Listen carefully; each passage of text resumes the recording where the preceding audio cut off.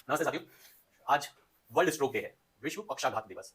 आम भाषा में लकवा, पक्षाघात लकवा होता है जिसमें मरीज के कोई ना कोई अंग कोई फंक्शन चला जाता है। ये ओवरऑल पूरे वर्ल्ड में बहुत बड़ा मेडिकल के हिसाब से बर्डन है, सोसाइटी पे एक बर्डन होता है, क्योंकि ये बीमारी लंबे समय इलाज मांगती है और पूरी तरह सुधार होने में बहुत सारी स्पेशलिटीज का रोल आता है। आज मेरे साथ हैं डॉक्टर अशोक, यंग बड़े neuro physician train from one of the best corporate hospital, और मेरे साथ हैं मिस्टर पीयूष शर्मा जो एक फार्मा कंपनी के एमडी हैं। आज का डिस्कशन, आज हम स्ट्रोक को डिस्कस करेंगे और कोशिश करेंगे कि हम डिस्कशन के थ्रू बहुत सारी इंपॉर्टेंट चीजें आप लोगों को हम बता सकें। सो पीयूष जी, मैं चाहता हूं आप एज अ लेमैन, आपको जो भी लगता है कि ये मेरे सवाल हैं, एक आम आदमी जो कुछ नहीं जानता है, तो आप पूछिए और हम अपने हिसाब से आपको बताएंगे। न्यूरो फिजिशियन अपने एस्पेक्ट रखेंगे, एज अ न्यूरो सर्जन मैं आपको गाइड करूंगा। प्लीज। तो सबसे पहला सवाल जैसे एक आम आदमी की भाषा में पूछूं मैं, तो लकवा बेसिकली क्या होता है? एज ए न्यूरो फिजिशियन आप डॉक्टर अशोक कुछ हम जैसा कि सर ने शुरुआत में बताया कि कोई भी शरीर का अंग अचानक अगर काम करना बंद कर देता है, कोई शरीर में कमी आ जाती है, जिस तरह से अचानक से चेहरे पर कोई टेढ़ापन, जबान में लड़खड़ाहट, तुतलापन, कोई एक हिस्सा कम काम करना, अचानक से चक्कर आना, शरीर का बैलेंस खत्म हो जाना, आंखों के सामने अंधेरी सी छा जाना, ये सब लक्षण हम लकवे में मान के चलते हैं। सर आप इसमें कुछ प्रकाश डालना। बिल्कुल, यदि आपका कोई भी शरीर का कोई भी अंग, चाहे हाथ पांव हो, चाहे आपका विजन हो, चाहे आपका टेस्ट हो, चाहे आपकी स्पीच हो, कोई भी फंक्शन जो पहले ठीक काम करता था, यदि अचानक से काम करना बंद करे या काम कम करना चालू करे, तो वो लकवे को फेवर करता है। ये लक्षण लकवे को फेवर करता है।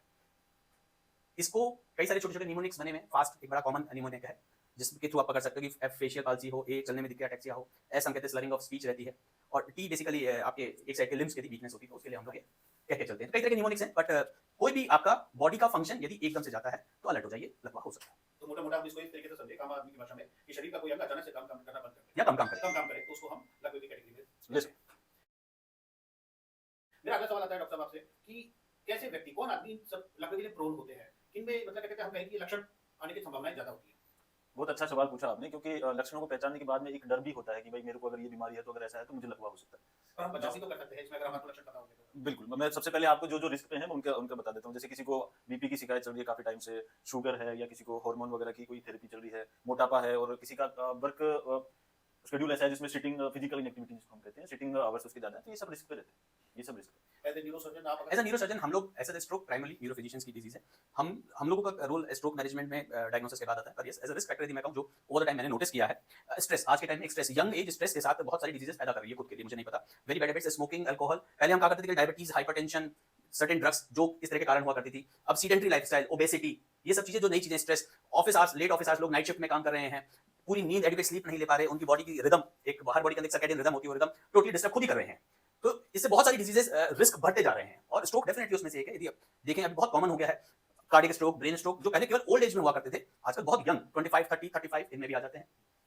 कुछ सर्टेन ब्लड वेसल्स की डिसऑर्डर्स होते हैं जो बाय बर्थ भी होते हैं और डिटेक्ट उस समय होते हैं, जिनकी वजह से हेमरेज होने का रिस्क ज्यादा होता है ब्रेन में, और वो पेशेंट भी कभी कभी स्ट्रोक करके प्रेजेंट होते हैं, बट वो समहाउ कहीं जेनेटिक लिंकेज में जाते हैं। अगर किसी व्यक्ति को, ये तो आपने बहुत ही बढ़िया दिए कि लक्षण कैसे हम पहचान सकते हैं, भाई जिनकी आनुवंशिकता है तो उनको तो विशेष ख्याल रखना पड़ेगा, साथ में बीपी और इन सब की बीमारी वालों को भी ख्याल रखना पड़ेगा, दिनचर्या पे बात करनी पड़ेगी। मेरा अगला सवाल है डॉक्टर साहब आपसे कि ये इसका जैसे लकवा किसी को आता है तो उसका हम मतलब प्राथमिक उपचार, हर जगह हॉस्पिटल अवेलेबल नहीं है, कहीं पे कुछ हुआ ऐसा हुआ कि हमको लक्षणों के आधार पर पता चलता है कि इसके लकवा आया है, तो हम क्या प्राथमिक उपचार करें एक आम आदमी की भाषा में? सबसे पहले तो अगर नजदीकी अस्पताल में पहुंचाया जा सकता है मरीज को, तो सबसे पहली कोशिश वो होनी चाहिए। फिर भी मरीज को जैसे इस तरह कोई लक्षण आते हैं, कोई एक तरफ कमजोरी आती है, बैलेंस बिगड़ता है, तो सबसे ज्यादा रिस्क होती है कि वो मरीज को गिरने के चांस होते हैं। तो गिरने की वजह से, हेड इंजरी होने की वजह से कुछ और नए कॉम्प्लिकेशंस हो सकते हैं, कहीं आग के नजदीक हो, कोई पानी भरा हो वहां पे बैठा हो, तो उस तरह के उस रिस्क, उस चीज से संबंधित कॉम्प्लिकेशन होने के चांस होते हैं। और कई बार आजकल ये होता है, आजकल नहीं काफी टाइम से चल रहा है कि मरीज को अचानक किसी को भी बेहोशी आ गई या फिर इस तरह का कुछ हो गया, तो लोग बाग ऐसे जूस पिलाने का या पानी पिलाने की कोशिश करते हैं जबरदस्ती, जो कि गलत है। क्योंकि अगर लकवा हुआ है तो जिस तरह से एक हाथ पैर का काम करना बंद हो जाता है, वैसे ही खाने पीने वाली अपनी मांसपेशियां हैं वो भी कमजोर पड़ जाती है। अगर अपन जबरदस्ती उनको जूस वगैरह पिलाने की कोशिश करेंगे तो फेफड़े में जाने की रिस्क होती है, तो उससे निमोनिया होने का रिस्क बढ़ जाता है, जो आगे फिर उस चीज के लिए ठीक नहीं है, उस चीज को बढ़ावा देगा, कॉम्प्लिकेट कर देगा। तो ये कुछ चीजें बेसिक है जो अपने को ध्यान रखना है। एज अ पेशेंट ये सही में जरूरी है कि पेशेंट का सराउंडिंग एनवायरनमेंट पहले उसके लिए सेफ हो। बहुत कॉमन है, आप कई बार होता है, पेशेंट्स आते भी हैं हमारे पास, आई हेड इंजरी के लिए, पर प्राइमरी प्रॉब्लम उनको स्ट्रोक निकला। क्यों? आप गाड़ी चला रहे थे और आपको एकदम से स्ट्रोक आ गया, आप गिर गए। तो ये बाईस्टैंडर्स, आसपास के लोगों के लिए रिस्पांसिबिलिटी, कहीं पे भी पेशेंट हो, कोई भी पेशेंट हो, पहले उसका सराउंडिंग सेफ करो। अभी रिसेंटली एक बड़ा न्यूज़पेपर में आया था जहाँ पे चोट लगी और वो लोग बीच के डिवाइडर पे खड़े थे, सेफ्टी देखी नहीं और एक दूसरे ट्रक ने उनका एक्सीडेंट कर दिया। तो ये बहुत कॉमन चीजें हैं कि यदि पेशेंट, कोई आदमी सिक है, तो उसको पहले सेफ एनवायरनमेंट प्रोड्यूस किया जाए, उसको कहीं ऐसे अगल बगल जहाँ पे भी सेफ किया जाए। उसके बाद डेफिनेटली जितना जल्दी हो सके प्राइमरी कोई भी आपका जो हॉस्पिटल है, नियर बाई हॉस्पिटल, ठीक है। एक बहुत कॉमन चीज है, डॉक्टर बता रहे थे कि लोग खिलाना, मुंह से मुंह में होश आ जाए कुछ खिला दे, मुंह में पानी डाल दे, बहुत गलत प्रैक्टिस है। स्ट्रोक को कई लोग मिर्गी से कंपेयर करके जूता सुंघाना, मुंह में कुछ डालना, बहुत तरह की भ्रांतियां होती हैं लोगों में। तो ये सब चीजें गलत है। यदि आपको, आम आदमी को मैं ये कहूंगा, यदि आपको तो यदि कोई चीज गलत लगे तो कृपया, यदि आप उस चीज के लिए ट्रेंड नहीं है तो कोई ऐसा काम ना करे जिससे आपके मरीज को नुकसान हो जाए। और उस स्थिति में सबसे अच्छा ये कि आप उसको नियरेस्ट हॉस्पिटल ले जाइए। तो हमें विशेष ध्यान इस चीज पे रखना है कि हमें मरीज को तुरंत प्रभाव से नियरेस्ट हॉस्पिटल पहुंचाना चाहिए। सराउंडिंग से सेव करो और जब तक ट्रांसपोर्टेशन अरेंज होता है आप पेशेंट की सेफ्टी को ध्यान उसको रखें। सेव करके फिर हॉस्पिटल एम्बुलेंस कॉल बिल्कुल करिए और हॉस्पिटल पहुंचाया जाए। इसका कुछ ऐसा भी होता है कि समय का प्रभाव, जैसे कुछ गोल्डन पीरियड आप लोग कहते हैं कि लकवे के लिए गोल्डन पीरियड का एक टाइम होता है, तो वो क्या है? बिल्कुल होता है। इस पे हम मान के चलते हैं कि जिनमें नस ब्लॉक होने की वजह से लकवा हुआ है, उनके लिए हम 3 से 4.5 घंटे मान के चलते हैं कि उस समय हम थक्का गलाने वाला इंजेक्शन दे सकते हैं, अगर वो मरीज एलिजिबल होता है उस चीज के लिए। ये फिर 4.5 घंटे बाद में ये ऑप्शन खत्म हो जाता है हमारे यहाँ। उसके अलावा बहुत सी चीजें होती है भाई, 6 घंटे भी होते हैं, 12 घंटे भी होते हैं, लेकिन उसमें एंजियोग्राफी करके कुछ क्लॉट है तो वो थ्रोम्बेक्टमी वगैरह कई प्रोसीजर होते हैं। लेकिन मोटा मोटा ये मान के चले कि 3 से 4.5 घंटे, ये टाइम तो आपको बिल्कुल खराब नहीं करना। अगर ऐसा कुछ होता है आपको तो तुरंत अस्पताल लेके आना, जहाँ ऐसी सुविधा है जहाँ पर ऐसा इंजेक्शन दिया जा सकता है। आप इसको कुछ प्रकार इसमें ऐसे समझिए, आम आदमी मतलब एक तो देखिए सब अवेयरनेस में ये भी आता है, पहले तो आपको पता होना चाहिए कि आपके आपके सराउंडिंग में ऐसा कौन सा हॉस्पिटल है जहाँ इस तरह की सुविधाएं हैं, जहाँ वो इंजेक्शन, क्योंकि इंजेक्शन थोड़ा कॉस्टली होता है, हर हॉस्पिटल में अवेलेबल भी नहीं होता। तो पहले तो आप ये पता करके रखिए कि कौन सा हॉस्पिटल है जहाँ सुविधाएं हैं, जहाँ न्यूरो फिजिशियन भी है, जहाँ न्यूरो सर्जन भी है, जहाँ बाकी टीम है, आईसीयू है, जहाँ सीटी स्कैन है, एमआरआई, जहाँ सुविधाएं हैं, जहाँ आपका समय बचेगा। तो पहली चीज तो आप इसी, क्यों ब्रेन के लिए एक बड़ा स्टैंडर्ड है, टाइम इज ब्रेन। आपने जितना समय बचाया उतना ही आपने अपना ब्रेन बचाया। समय निकलता गया, ब्रेन खराब होता गया। तो ये बहुत इंपॉर्टेंट चीज होती है। Early the better. हम जितना जल्दी पहुंचे, जितना जल्दी हमारे मरीज का डायग्नोसिस बने और जितना जल्दी उसका इलाज शुरू हो, हमारे मरीज के लिए वो उतना ही अच्छा होता चला जाता है। लकवे कई तरह के होते हैं, जैसे डॉक्टर बता रहे हैं, नस ब्लॉक होती है, नस फट जाती है। ब्लॉक में तो खून की सप्लाई बंद हो जाती है, तो एरिया डैमेज होता जाता है। तो उस केस में ये इंजेक्शन जो में से थ्रोम्बोलिटिक एजेंट्स होते हैं, स्पेसिफिक क्लॉट, स्पेसिफिक एक शरीर में कहीं उस क्लॉट पे जाके काम करते हैं और रिजल्ट्स भी अच्छे आते हैं। ऐसा नहीं है, समय से यदि लगाए तो इस इंजेक्शन के रिजल्ट्स भी अच्छे आते हैं। बहुत सारे पेशेंट्स बहुत अच्छी रिकवरी करते हैं। एज ए न्यूरोसर्जन आपका इस लकवे के केस में क्या हमारे यहाँ पे रोल आता है कभी कभी जब नस फटी हो और नस ज्यादा बड़ा क्लॉट बन गया हो और मरीज की जान को खतरा हो रहा हो, तो उस समय हमको इमरजेंसी ऑपरेशंस करने पड़ते हैं और इमरजेंसी ऑपरेशन करके हम लोग वो क्लॉट निकालते हैं जिससे मरीज की जान बच सके। ये भी है, जितना जल्दी, अगेन सेम चीज, टाइम इज ब्रेन। आप जितना जल्दी इन चीजों पे कर पाते हो, आप उतना ज्यादा ब्रेन को बचा पाते हो, जिससे भविष्य में उतना ही मरीज के सुधरने की संभावनाएं बनती चली जाती है। बहुत उपयोगी सलाह आपने दी है। और इसमें जैसे आप हमारे गोल्डन पीरियड पे बात हो गई है, हमारा इसका उपचार का क्या तरीका रहता है? एज ए न्यूरो फिजिशियन आपने बताया, तो थोड़ा इस पे जनता को, आम आदमी के लिए क्या दवाइयाँ कितने लंबे समय तक चलती है, कैसी होती है? अगर यूजली नस ब्लॉक होने की वजह से अगर मरीज को लकवा हुआ है, तो सबसे बड़ी दिक्कत वाली बात ये होती है कि आपने जैसे एक हाथ पैर काम करना बंद कर दिया, तो सबसे वो आदमी अपने परिवार वालों के ऊपर निर्भर हो जाता है। खाने पीने की दिक्कत होती है, उसके लिए हम नाक में नलकी डालते हैं जो पेट में जाती है, तो दूध जूस वगैरह जो भी हमको देना होता है उधर से देते हैं। खून पतला करने के लिए दवाइयां चलती हैं। खून पतला करने की दवाइयां भी अभी जो हुआ है उस तरह का आगे भविष्य में स्ट्रोक नहीं हो, उस तरह के सिम्टम नहीं है, तो उसको रोकने के हिसाब से हम खून पतला करने वाली दवाइयां चलाते हैं।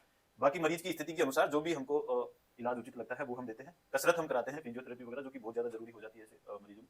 ये सब इलाज अगर नस ब्लॉक हुई तो हमारे पास एज ए न्यूरोसर्जन बेसिकली हाँ, हम लोगों का इसमें न्यूरो सर्जन, हम लोग क्या करते हैं, जैसे लकवे का कोई पेशेंट, बहुत सारे लोग पूछते हैं लकवे के पेशेंट को सर कितने दिन अस्पताल में भर्ती रहेगा, कितना कैसे इलाज चलेगा, क्या होगा। पहली चीज तो ये समझना बहुत जरूरी है कि यदि आपके शरीर का कोई अंग का फंक्शन गया है तो उसको रिस्टोर होने में समय लगेगा, आपको समय बहुत देना पड़ता है। दूसरी चीज, हॉस्पिटलाइजेशन के जो फायदे होते हैं, देखिए जब भी लकवा आया किसी को, तो कहीं ना कहीं कोई ट्रिगर, मतलब बॉडी में कोई एक्टिविटी ऐसी स्टार्ट हुई है जहां से सिस्टम खराब हो रहा है, तो सिस्टम को रीसेट होने में समय लगता है। यदि खून का थक्का, आपके नसें, खून की नसें ब्लॉक हो रही हैं, बहुत कॉमन 30% इंसिडेंस है कि यदि मस्तिष्क में लकवा आता है तो साथ में दिल का दौरा पड़ जाता है। तो शुरू का कुछ समय रिस्क वाला समय होता है, इसलिए हॉस्पिटलाइजेशन बहुत जरूरी होता है कि पेशेंट को आईसीयू में मॉनिटर किया जा सके, यदि कोई और चीज आ रही है, समस्या आ रही है, तो उसका समाधान हो सके। दूसरा, जब हम खून पतला करने के इंजेक्शन लगाते हैं तो एक रिस्क बढ़ जाता है कभी कभी नस फटने का, तो अगेन उस चीज के इलाज का वो भी मॉनिटरिंग हो जाती है। तीसरा फायदा जो होता है हॉस्पिटलाइजेशन, जब हम इलाज करके चलते हैं, हम साथ में ये चीजें भी चेक करते चलते हैं कि मरीज को क्यों हुआ, क्या कारण था। तो उसकी खून की जांचें होती हैं, उसकी एमआरआई, उसका हार्ट की जांच होती है, गर्दन की खून की नलियों की जांच की जाती है कि क्या कारण है जो मरीज को लकवाया, ताकि हम मरीज को आगे इस चीज के लिए गाइड कर सके। बहुत सारे कारण ऐसे होते हैं जो प्रिवेंटेबल है, जिनको हम, यदि हम ट्रीटेबल, हम उनको यदि इलाज चालू करते हैं तो मरीज को आगे भविष्य में लकवा आने की संभावनाएं कम होती चली जाती है। हम मरीज के परिजनों को भी एक ट्रीटमेंट के प्रोटोकॉल के हिसाब से चीजें बता पाते हैं। जैसे डॉक्टर कह रहे हैं खिलाना पिलाना, डेफिनेटली मरीज खुद नहीं खा पाएगा, तो न्यूट्रिशन, मरीज को न्यूट्रिशन के लिए जरूरी है, तो ना कि नली के थ्रू खिलाना है, पर हम तो खिला सकते हैं, आम आदमी नहीं खिला सकता, तो हम उसको हॉस्पिटल में चीजें सिखाते हैं, कसरतें। भाई मेरे को पता है, एक फिजियोथेरेपिस्ट को पता है, गांव में फिजियोथेरेपिस्ट की सुविधा नहीं है, तो वो उस समय घर के परिजन वो चीजें सीख सकते हैं। क्योंकि ऐसा होता है स्टार्टिंग में हम डॉक्टर्स का काम है, कुछ समय बाद हम वो धीरे धीरे फैमिली को सिखाते हैं कि अब आप इसके केयर टेकर हैं, आपको घर पे कैसे इसको संभालना है। तो ये एक ऑनगोइंग प्रोसेस है, ये नहीं कि 5 दिन में इसका इलाज हो जाएगा, 10 दिन में इलाज हो जाएगा, नहीं, ये कंटिन्यूस ऑनगोइंग प्रोसेस है जिसमें समय समय पे सब लोगों का रोल आता जाता है। और एक समय के बाद सबसे ज्यादा रोल परिवार वालों का होता है। परिवार वाले जितना ज्यादा लगकर अपने मरीज की मेहनत कर सकते हैं, मरीज का केयर कर सकते हैं, आप समझिएगा मरीज उतना ज्यादा ठीक होता है। यदि परिवार वालों ने घर पे उसका ध्यान नहीं रखा तो लकवे के मरीज जनरली खराब होकर आते हैं। ये तो आपने बहुत ही उपयोगी सलाह दी है। परिवार को भी ट्रीट किया जाता है हॉस्पिटल में, ऐसे ट्रीटमेंट दिया जाता है, इस तरह के हॉस्पिटल आप ढूंढने चाहिए और वहाँ पे भर्ती कराना चाहिए। बिल्कुल सही बात है। अब एक अगला सवाल आता है कि क्या दिनचर्या का कोई प्रभाव पड़ता है एज ए न्यूरो फिजिशियन और न्यूरो सर्जन? आप मेरे को इस पे थोड़ा सा, मतलब किस तरह की दिनचर्या, हम अपनी दिनचर्या में क्या सुधार करें? दिनचर्या अपनी हेल्दी रहे तो बहुत अच्छा है। जैसे सुबह उठ के कम से कम आधा घंटा या फिर 1 घंटा दौड़ लगाने का, या फिर ब्रिस्क वॉक जिसको बोलते हैं, जल्दी जल्दी चलने की, ताकि थोड़ा पसीना आए, सांस फूले, इस तरह से वो काफी पॉजिटिव इफेक्ट अपने शरीर में लाता है। थोड़ा वजन पे कंट्रोल अपन कर सकते हैं। और दूसरा, शाम को जैसे कहते हैं रात को जल्दी सोने की आदत हमारी होनी चाहिए। इसमें जो शरीर में कुछ एंजाइम्स हार्मोन्स में बदलाव होते हैं, अगर वो नहीं हो तो फिर क्या हो, वो सब चीजों में फिर एक तरह से पॉजिटिव इफेक्ट है। बाकी सर थोड़ा एज ए न्यूरोसर्जन मैं तो ये कहूंगा, खतरों के खिलाड़ी ना बने। जिंदगी एक मिली है, उसको संभाल के चलें। अपनी दिनचर्या में कोई ऐसा काम ना करे जिससे शरीर को नुकसान होता हो, और वो सारे काम करिए जिससे आपके शरीर को फायदा है। सुबह समय से सोकर उठेंगे, उठ के हम कसरत किया करेंगे, हम समय से खाना खाएं, नाश्ता करेंगे, दोपहर का खाना समय पे, रात का खाना समय से। दिमाग जितना हमको नींद की जरूरत है उतना हम सोएंगे। हम किसी भी आलतू फालतू चीजों के स्ट्रेस तनाव में ना पड़े। हम नशे से दूर रहें। देखिए, नशा क्विक आपको वो हैप्पीनेस देता है, क्विक जॉय देता है, पर नशा लॉन्ग टर्म में आपको बहुत नुकसान देता है। तो ना शराब, ना तंबाकू, ना बीड़ी, सिगरेट, गुटखे दुनिया भर के आजकल अवेलेबल है, पर मेरी सबको सलाह है, यदि आप सचमुच स्वस्थ रहना चाहते हैं, यदि आप सचमुच अपने दिमाग की चिंता करते हैं, तो आप प्लीज नशे से दूर रहिए। ये एक बहुत इंपॉर्टेंट चीज है जिसका लॉन्ग टर्म में नुकसान आता है, लोगों को नहीं पता चलता, पर कभी कभी परमानेंट डैमेज हो जाता है। तो नशे से दूर रहना चाहिए, ये आम जनता से अनुरोध करता हूं मैं। और इसके साथ ही मेरा एक अगला प्रश्न है कि हम लोग जो एक आम जनता होती है, उनको इसमें मतलब क्या कहते हैं, जब ये इलाज लंबा चलता है तो हमें दवाइयां ले लेके खानी होती है, तो कई बार हम अपने आप ही बाई डिफॉल्ट ही कर लेते हैं कि हमें लगता है कि हम ठीक हो रहे हैं। तो क्या ये सही है या गलत? दवाई बंद करने का डिसीजन और वापस शुरू करने का डिसीजन, ये सब अगर डॉक्टर के हाथ में रहे तो वो ज्यादा उचित है। सच्चाई है ये। आम जनता की मैं रिप्रेजेंट कर रहा हूं, तो उसमें मैं यही नहीं करनी चाहिए। रहता है कि अब तो ठीक हो गए, अब तो मेरे कोई दिक्कत नहीं है, मैं एकदम फिट हो गया। दवाई बंद नहीं करनी चाहिए। जैसे अब किसी को नस ब्लॉक होने की वजह से लकवा हुआ है, तो फिर उसकी जो खून पतला करने वाली दवाई है वो लंबे समय तक चलती है। मैं तो यूं कहूंगा भाई ताउम्र चलती है, जब तक कि उस दवाई से कोई कॉम्प्लिकेशन नहीं हो जाए। तो इसलिए अपने हिसाब से बंद नहीं करनी चाहिए, डॉक्टर की सलाह लेनी चाहिए। कुछ चीजें ऐसे समझना बहुत जरूरी है। देखिए, ब्रेन को यदि कुछ होता है तो वो परमानेंट होता है, वो बॉडी, ब्रेन मास्टर कंप्यूटर, आपका पूरे शरीर पर उसका असर आता है। तो ब्रेन के साथ लेकर कभी भी रिस्क नहीं लेना चाहिए, कभी भी नहीं। तो मेरा मानना है, आप डेफिनेटली अपने डॉक्टर के टच में रहिए। जब तक डॉक्टर कहे तब तक दवाई खाइए। यदि डॉक्टर समय पे आपकी कोई जांच की कहता है तो आप जांच कराइए। बहुत सारे लोगों को लगता है यार डॉक्टर जबरदस्ती दवाई लिख रहे हैं, जांच करा रहे हैं, नहीं, ये गलत है। यदि आपको ब्रेन की समस्या है और यदि कोई डॉक्टर आपके ब्रेन की चिंता कर रहा है तो आप डेफिनेटली उसको इज्जत दीजिए, वो आपके लंबे समय में आपका दोस्त ही साबित होगा। दूसरी बहुत जरूरी चीज आम आदमी को मैं कहना चाहूंगा, क्वैकरी, देसी दवाइयां, ये झोला छाप, ये आपका बहुत बड़ा नुकसान करके चले जाते हैं, बहुत बड़ा नुकसान करके जाते हैं। मैं किसी ऐसे स्पेसिफिक चीजों के अगेंस्ट नहीं हूं, पर बहुत सारे मरीज ऐसे आते हैं जो देसी दवाइयां खाकर आते हैं। ये किसी को नहीं पता वो देसी दवाइयां क्या है, क्यों? वो लोग कभी कोई जांच कराते नहीं, उनको ये नहीं पता कि नस फटी थी या नस ब्लॉक हुई थी। पर ये हमने पाया गया कि वो जो देसी दवाइयां दी गई उसके बाद मरीजों की किडनी पे असर आ जाता है।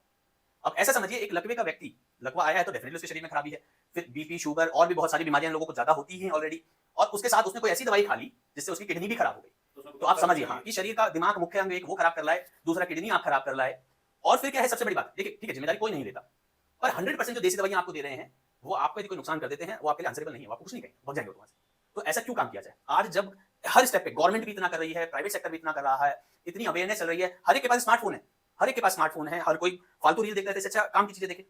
स्ट्रोक, लकवा, कौन सा आपके आसपास का हॉस्पिटल है जहां आपको प्रॉपर ट्रीटमेंट मिलेगा, क्या इसका स्टैंडर्ड ट्रीटमेंट है, कहां कहां हम सेकंड ओपिनियन, थर्ड ओपिनियन ले सकते हैं, इन सब की जानकारी रखो। और यदि आप समझदार एक ट्रूथफुल सिटीजन है, आपको लगता है कि मैं एक जिम्मेदार नागरिक हूं, तो आपको अवेयरनेस भी फैलानी चाहिए, आपकी सराउंडिंग वालों को भी बताना चाहिए कि भैया मेरे परिवार को नहीं, सबको इस चीज का फायदा है।